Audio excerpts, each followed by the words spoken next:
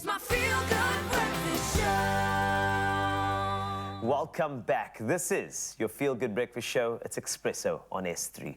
And we continue the conversation about new families. Now, in a groundbreaking ruling, the High Court in Johannesburg has allowed new parents to share 4 months of leave. Now, challenging South Africa's existing labour laws as well. Now, this after a Limpopo couple, their legal challenge claimed gender discrimination in the previous maternity and paternity leave provisions. And now we have our legal expert back. We got him back after it's been a journey. Eitan is here, joining us for the breakdown. First and foremost, I missed your face, I have to say. I did. I missed your hair, your face, Thank you. your grizzly beard, and your knowledge. Okay. Okay, I do. You look like a parent. You just have that look.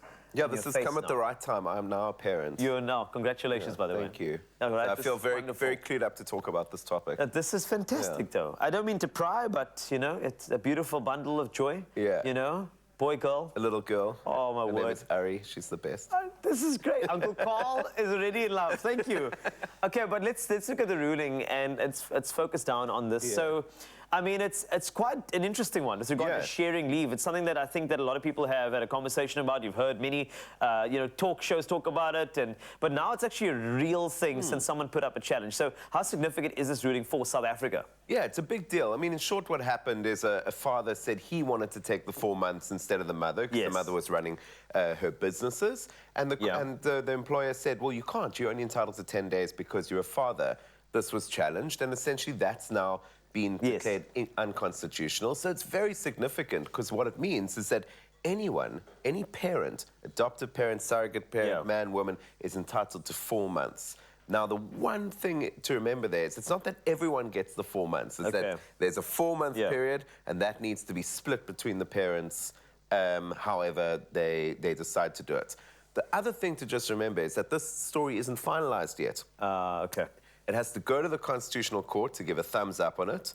The Minister of Labour can still appeal the judgment if they want to. And essentially, if the Constitutional the Court gives the thumbs up, Parliament has 2 years in order to make rules around this. So it's going to be a bit of an unfolding story. Wow. Okay, I don't mean to, make South Africa sound like we're dragging our feet, but I mean, it's about time. I know that Sweden has been on it for the longest time. So why has it taken so long for a country like South Africa to go into a ruling, or in fact, lift the lid on something like this?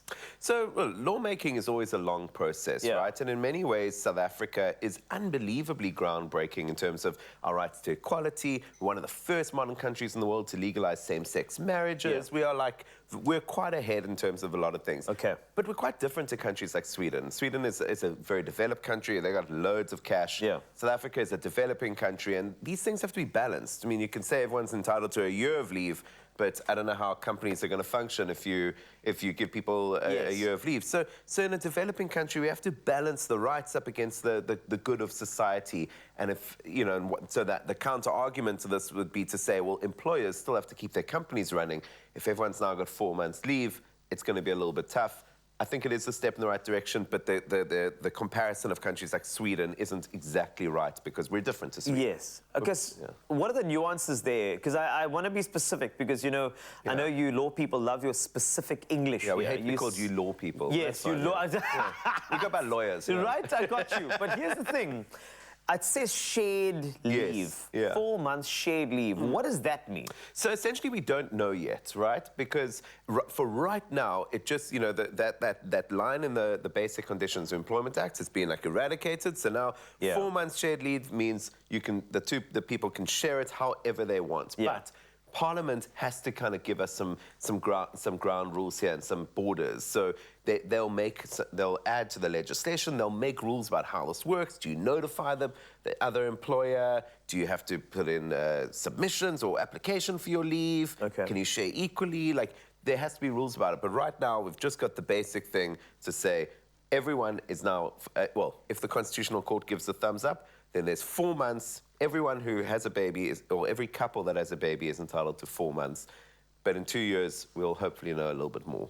Do you see this particular ruling, if it's ratified by the powers that be, would there be a stretch on some other rulings that may challenge those traditional gender lines? I mean, you know, what other things are we looking at? Because I think about maternity leave, right?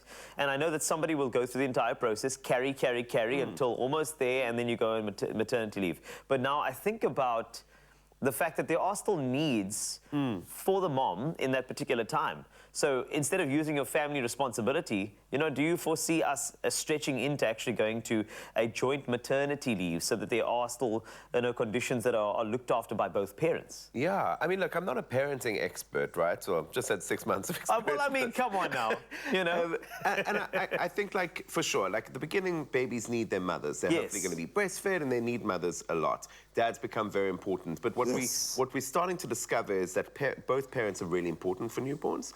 And what I really, really like about this judgment is it fell on the right to dignity. Yeah. It essentially said that giving a dad 10 days off infringes that father's right to dignity, because it's not dignified to spend 10 days with your newborn. I mean, I didn't know my asked for my elbow after 10 days. I couldn't tell which way up or down was. I took a month off, and it was fantastic. I was very happy to do that.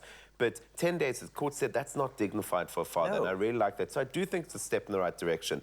But I agree, it's if babies do need their mothers, and so I don't know how the Parliament will help make sure that babies always have their mothers while still giving fathers the right to dignity. It's an open book, but our courts have been, and our legislature has been very good in upholding the right to dignity and right to equality. So I think it's a great step in the right direction.